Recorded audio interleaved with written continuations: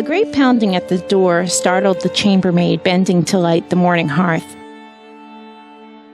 Jerking upright, Lucy Campion swore softly as a bit of hot beeswax stung her wrist.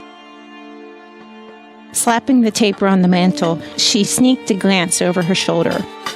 She could hear Bessie and Cook rattling pots in the kitchen, but the rest of the magistrate's household was still. Her muttered oath had not carried. Though theirs was not a stringent Puritan family, the magistrate frowned on ill language, and Lucy always took care not to annoy him.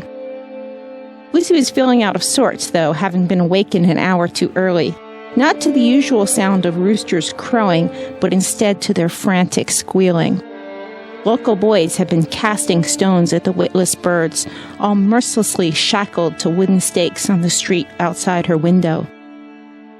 Although the church officially did not condone such activities, the community accepted that boys would have their fun.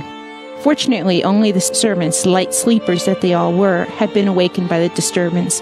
The rest of the household, the magistrate's family, had slept blissfully on.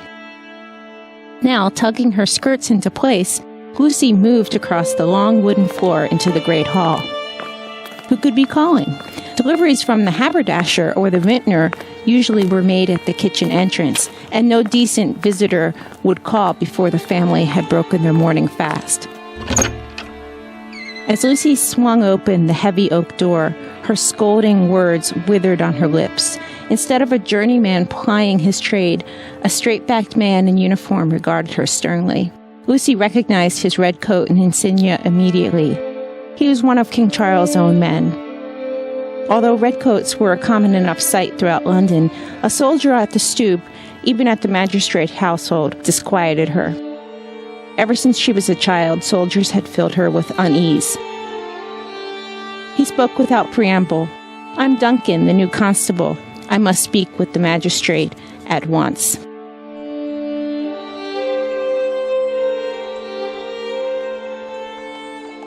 She finally asked the question that had been on her mind all morning.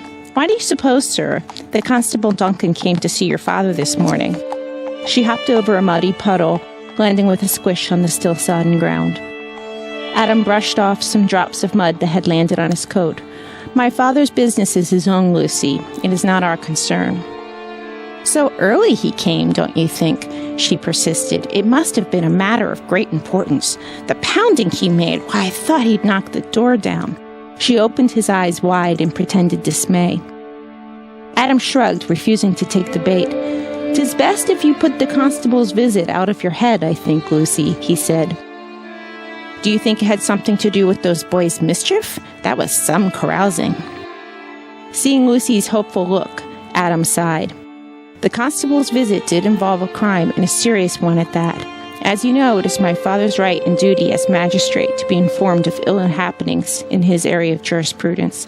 Regardless, father's business is—" "I know," Lucy interrupted. "His own. You said so already." She almost winked at him, as she would have had she been talking to Sarah or Bessie, but stopped herself just in time. "Don't worry. I'll pretend I never saw the constable.